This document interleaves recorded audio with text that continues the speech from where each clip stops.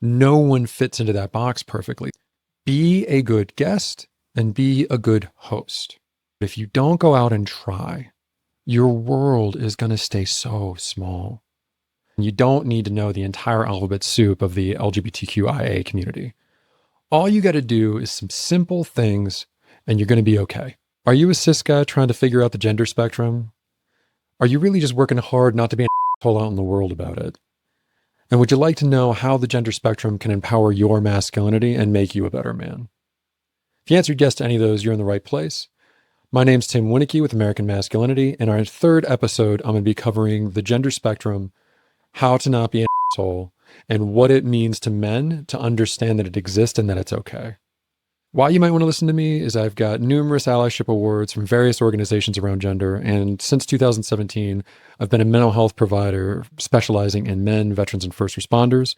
You cannot do deep clinical work without your gender being part of it in most cases. I talk about this stuff every day. And so I'm really excited to be here with you to help you with that. When I talk about winning allyship awards, or really being awarded, they're not like a trophy. I still make mistakes. I still made mistakes while I was getting those awards. It's scary nowadays, though. You all have, and I have, a different problem. Everything's under surveillance. Every moment is forever. But there still needs to be room for some mistakes so that we can grow and connect.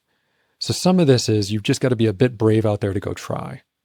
And understand that as long as you're there honestly, as long as you're there curiously, and you're trying, there's only so terrible you can be. Your most likely mistake is going to be using a wrong term, getting a little triggered about something that you didn't know was there, and acting up a little bit. As long as you're apologetic and you take accountability, you're going to be okay. And accountability in these instances look like, I'm sorry I did that. Here's what I did. Here's what I'm doing to make sure it doesn't happen again. Not, I'm sorry, but. Not, I'm not a bad person. Not, how dare you.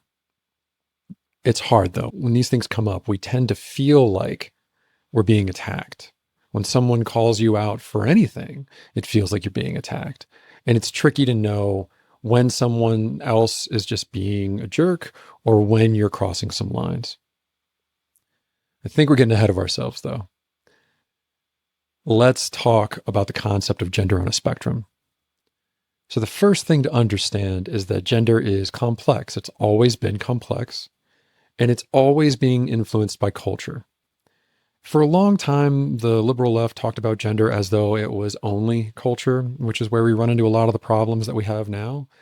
But the right is worse in the idea that there's only the two genders and they're in these very, very small boxes. It's destructive. So if there is no biological factor for gender, if there's no nature to your gender, then you being a man is you making choices. And if people don't like masculine energy, masculine spaces, they're not going to like you because it's your fault, which is crap. Or if you have to be John Wayne all the time, no matter who you are, no one fits into that box perfectly. There's going to be little things that don't line up with that dynamic. And as they start to rub, they can really start to impact you in negative ways. We start to come up with a lot of negative self-talk, a lot of shame to keep various parts of ourself contained. And we tend to enforce that on others and hurt other people to try to maintain this box that is an impossible box to maintain. So it's so important to just acknowledge that gender is complex. There are men, there are women, and there are people that don't identify as either. So what do I mean when I say masculine trait? All I mean when I say masculine trait is that 60% of guys or more exhibit this, where 40% or less of women exhibit this. And for feminine trait, it's vice versa. For an example, I'm going to go ahead and put up a height chart. No one gets mad when you say men are taller than women. Most people can comprehend that there are really tall women out there and there are really short men out there, but on the whole, men tend to be taller. And there doesn't need to be value associated with a gender trait. Masculine is not better than feminine. It's just different. Feminine is not better than masculine. It's just different. So why is it important then, if you're a man, to acknowledge masculine and feminine traits? Because for the last several years, a lot of our masculine traits got co-opted by this idea of toxic masculinity, as though just by exhibiting them, you're contributing to a toxic environment. That's not true. You just haven't been channeling them well. We essentially threw the baby out with the bathwater, where, yeah, men have this trait in them. And yes, men often don't channel it well. But that doesn't mean the trait in and of itself is evil or bad. And so by acknowledging this, acknowledging that there are gender traits and that there are biological factors to gender, that you have testosterone and she has more estrogen than you, we do better because it normalizes those parts of ourselves that for so long people have been telling us not to have and not to exhibit. And remember, there's no good or bad when it comes to these things. They're just things. How you use them is good or bad. Hopefully that helps you make clear on the spectrum idea. Remember that height chart, right? It looks like two mountains standing next to each other. All it means, women lean a little bit this way, men lean a little bit this way, and there are people everywhere. Take me, for example. I'm an Air Force veteran. That's pretty masculine. I got this glorious beard. That's pretty awesome. I'm 6 foot tall, broad shouldered, kinda. Those are all pretty masculine traits. I'm also a mental health counselor talking to guys about their feelings and such all day. And I like musicals. Those are pretty feminine traits. Not good or bad, just traits. And if you can't acknowledge that the traits are broad in the way that we show up, some of us have some feminine things in us. Some of us have masculine things in us that don't identify as men. Look at the freedom that provides. All of a sudden, you can like what you like. And you can roar in your masculine space. The parts of you that are masculine, you bring forward and you learn how to channel them. That's where the beauty of gender dynamics comes in. And that's why the spectrum is so important to acknowledge. If we don't, we lose parts of ourselves. So, at the beginning, I promised you some information on how not to be the asshole. Okay, so first off, I want you to just close your eyes and accept sometimes you're going to be the asshole. It's not because you're going to be on purpose. It's not because you're a bad person. It's because you grew up the way you grew up. You're trying to be curious about a new thing and you messed it up. The problem is, if you're non-binary or trans in this country right now, it's a scary place. You're more likely to have to deal with violence. You're more likely to not feel safe in various places. You're more likely not to get jobs. And most of the people enforcing those norms look like me. They're hetero cis guys trying to enforce some rules. So when people see you be the asshole, they're going to assume that you're one of those assholes. And you're not. If you're watching this, you're not. The way to combat that view of you when you make the mistakes goes back to that accountability. I'm sorry. This is how the mistake happened. This is what I'm going to do to make sure it doesn't happen again. Accountability. And when you're unsure what to do with it and you're feeling the tumult of being called out and it hurts, don't make the person that you hurt take care of you. No matter how minor and how explosive their response, it's not on them to take care of you.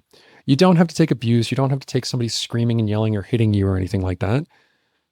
But when you know you've upset somebody by some behavior that wasn't in alignment with what you want to be doing, say you're sorry, take your lumps, and then go process with people that have a relationship with you, people that can help you remember that you're a good guy and you're trying and that you can learn from these things.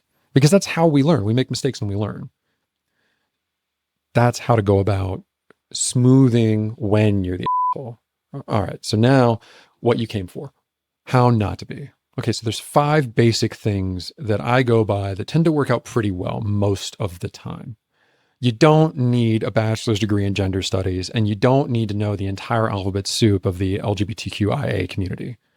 All you got to do is some simple things, and you're going to be okay. So the first one is believe what people tell you about themselves. Well, and this is just a good rule of life. If somebody tells they're a jerk, believe them. They probably are, and you're going to be better off not making friends with them. And when somebody tells you they're not binary or somebody tells you to use a pronoun, they mean it. They're not making it up for attention. And if they are, it's none of your business. You don't know them that well. You are an acquaintance.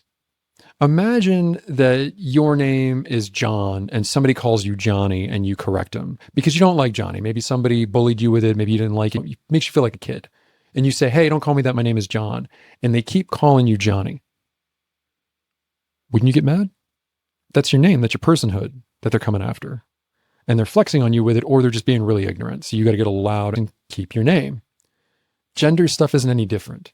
Gender is core to our identity. So when you misgender people and you don't use the pronouns that they prefer, you're screwing up. Now, some people are going to be a little upset at me for saying this. You hear a lot about pronouns with X's and Z's and stuff. And if somebody has that and they ask you to use it and you're capable of it, that's great. Do that. But for most of us, man, I have a hard time. You can almost never go wrong with just using they. The non-plural they is your lifesaver. Anytime somebody, you don't know what their gender is, they're presenting in a certain way or whatever, just say they. Very few people are going to get mad when you use they in their regard. And particularly the people that aren't non-binary at this point are pretty used to that vernacular. So start there. And if you get close with somebody and, they're around a lot and this is their pronoun and you can remember it, that's great. Do that. That's a wonderful thing to do. And it's something you should be trying for. But if you can't, just use they. It's okay. So rule 1, believe what people tell you.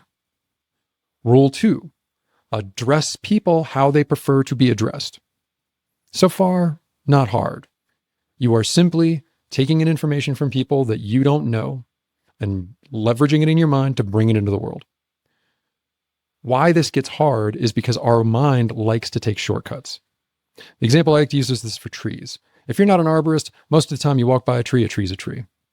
If you are an arborist and it's how you make your living and you study trees, all of a sudden you see the broad range of beautiful, wonderful trees that we have, pines, oaks, etc., etc. But most of us don't. We just see trees. So if the queer community isn't your community and you don't have a lot of queer friends, it's okay that you don't immediately intrinsically know what's going on. But you got to learn some language, because if you start calling everybody a tree, you're really going to miss some opportunities for connection. And you're going to look like the asshole. Believe what people say. Address them how they want to be addressed. Okay? Now we're getting into the next one. The next one's a little harder. Be a good guest and be a good host. America is the most diverse country in the world. It's why we're awesome. Everyone, everywhere comes to America to be the best, to be one of us. The problem is everybody's from everywhere. It gets messy. It gets chaotic. There's a lot of different cultures going on. There's a lot of different traditions going on. And a lot of times we do it pretty badly. Gender's no different. We've got this big gender spectrum, and depending on where you are in the country and how you grew up, this stuff gets weird and feels wrong. Doesn't feel like it's right because it's not what you grew up with. It's not wrong. It's just different. So, how to know whether you're being the host or being the guest. So if you're just out in the world, like let's say that you're just on a public bus, just walk a little soft, okay? If you're a big white guy, people are going to react to you, and we can be a little soft in the world right now. Okay, if you're strong enough, you can be a little soft. You don't have to project your power and take up all this space and be big and loud. Just kind of roll along and be a neighbor, okay?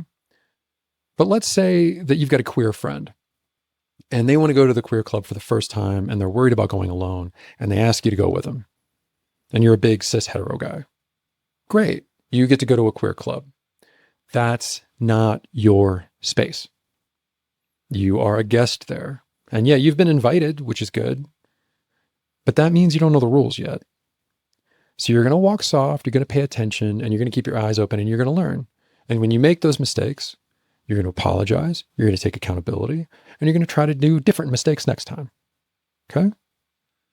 What does a good guest do? Just think about it from a Miss Manners perspective. If I go to somebody's house for dinner and they feed me a meal, one, unless I've got an allergy or there's something that's going to hurt me, I eat what they put in front of me because I'm a good guest. I'm not going to make somebody feel bad for what they're cooking. And two, I might even go so far as to offer to do the dishes. I'm going to link into the show notes a white rapper talking about being in black space that illustrates this really well. And it's his analogy, so I want to make sure to give him credit. But it's a beautiful analogy for any time that you're in space that doesn't belong to you, whether that's because of ethnicity, whether that's because of race, whether that's because of gender, creed, religion, doesn't matter. If you're a guest in someone's space, be a good guest. Show up, be kind, help where you can, and try not to be the asshole. So what do I mean when I say be a host? We're really finally coming back around to the idea that despite everybody taking space for themselves, that men haven't really done so.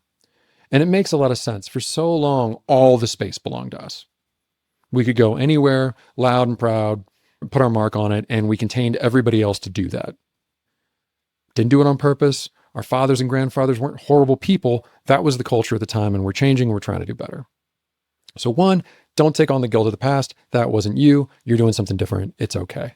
But because of that, for the longest time, well, not longest time, for about the last 10, 15 years, the idea of masculine space was anathema, as though we don't need space for guys to be guys and guys to process.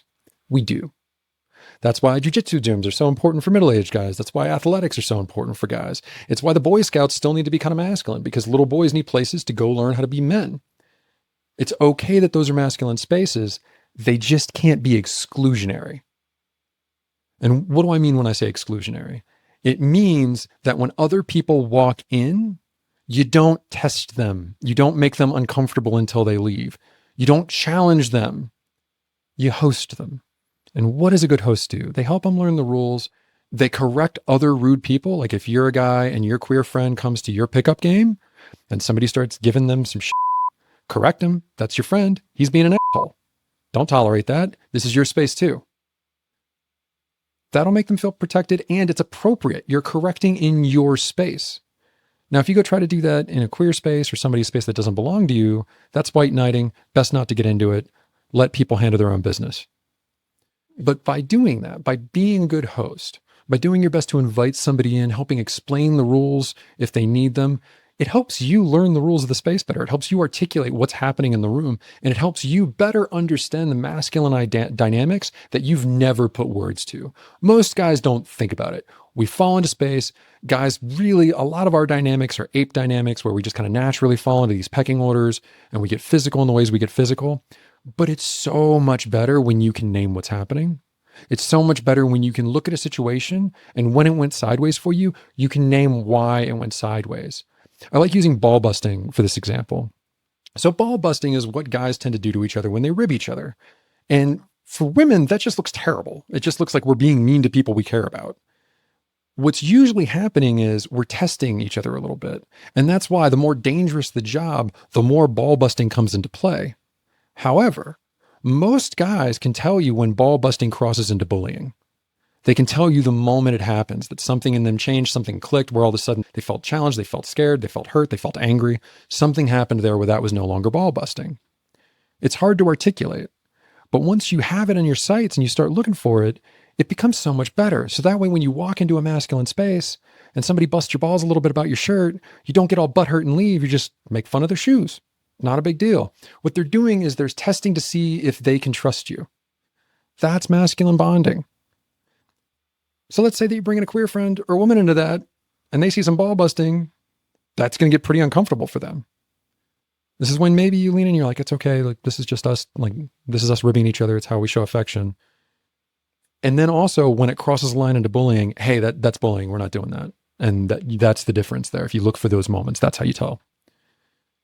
That's how we be a good host. And by doing so, we empower our own masculinity. We own the spaces we're in, and we're able to do good things there without doing the dominance, flag planting, without the exclusionary of pushing people out, just being a man in masculine space. It's so much better to do when you know how to host in it. And it's a lot more fun. So far we've got 4. Believe what people tell you. Address people how they ask to be addressed. Know whose space you're in. And be a good host or a good guest. The last one is the hardest one. You need a guide. You need someone that's invited you in. If you just show up into space that doesn't belong to you, when you inevitably make that mistake, you are going to feel like garbage, and you're not going to have anybody to remind you you're a good person and to help you do better. And you weren't invited. So the layer of like kicking you out or ostracizing you goes up way higher if you don't have an advocate with you. And so what do I mean when I say advocate?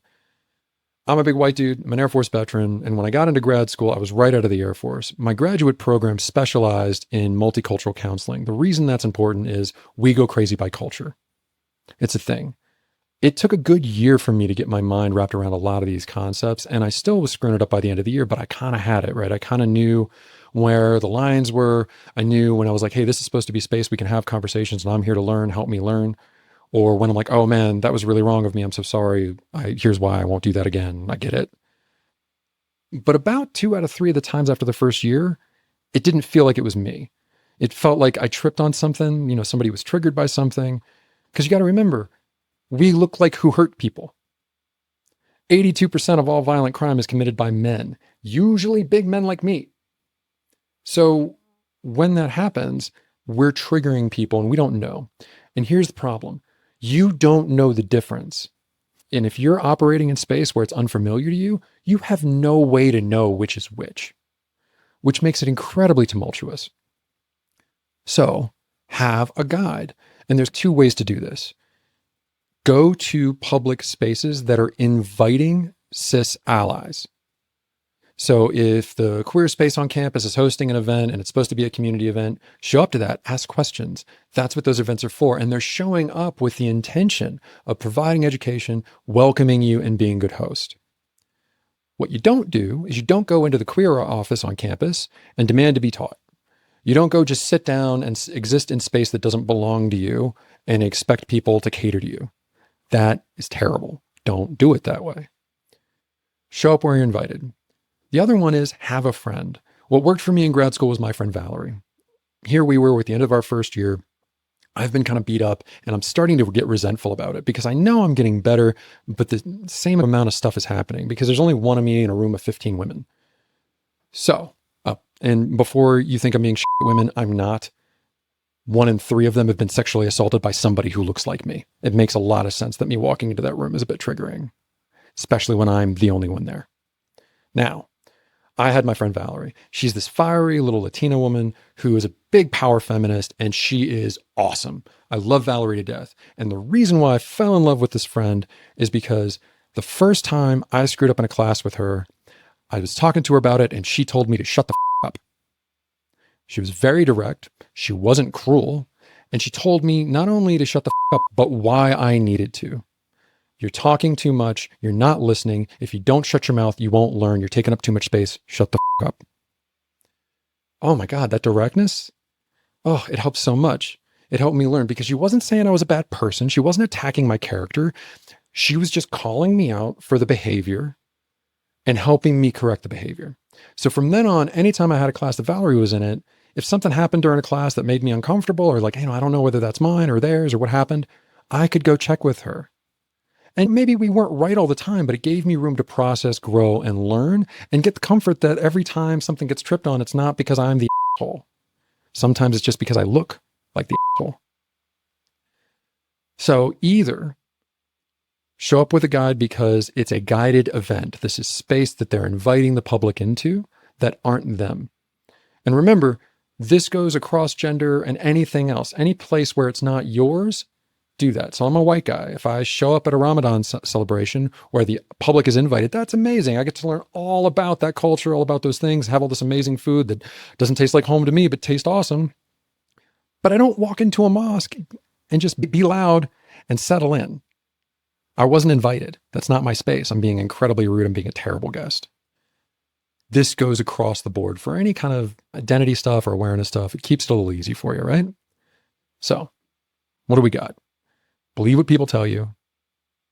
Address them how they choose to be addressed or fall back on they if you don't know what else to do. Be a good guest and a good host. Know whose space you're in and find a guide. That's how you move through these things without being an asshole. And I promise you, if you start doing this, you're taking some risk. I get it. Everybody's got a camera.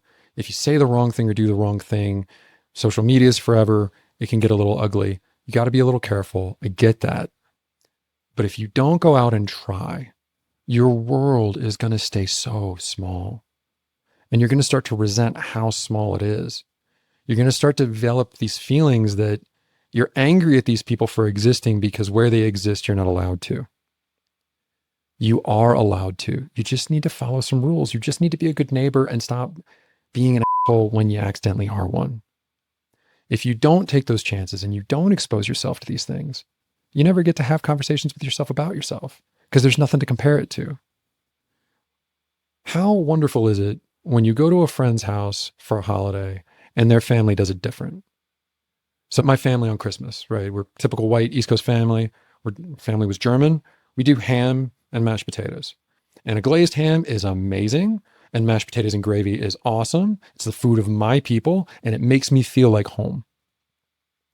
But then when I went over a friend's house and they had turkey and stuffing, I was a little confused. And that's when I found out we had ham because of our German roots. That's a German thing. That's something I got to learn. It's not just a white thing, it's a German thing.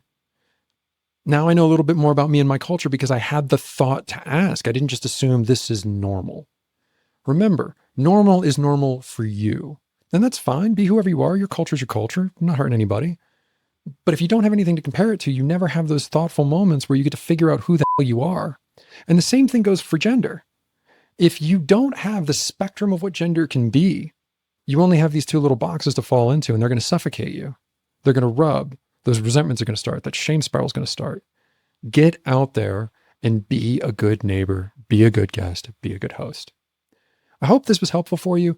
I really like this stuff. Please leave a comment and let me know what else you want to hear about in these kind of topics. Let me know if you disagree with me. I'm sure I'm going to get lit on fire by somebody for something I said. They're not going to like it. I'm telling you, if you're a white cis dude, you're going to be okay doing what I said most of the time, as long as you're learning.